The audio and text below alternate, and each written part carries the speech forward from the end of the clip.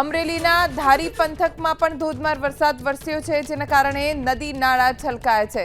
સતત વરસાદ વરસવાના કારણે ધારી ગીરમાં ગુરડીયો નદીમાં પૂરની સ્થિતિ જોવા મળી રહી છે।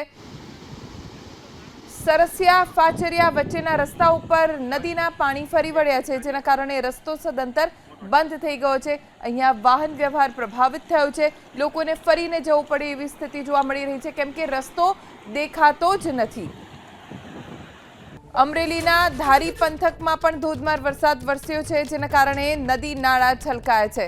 સતત વરસાદ વરસવાના કારણે ધારી ગીરમાં ગુરડીયો નદીમાં પૂરની સ્થિતિ જોવા મળી રહી છે।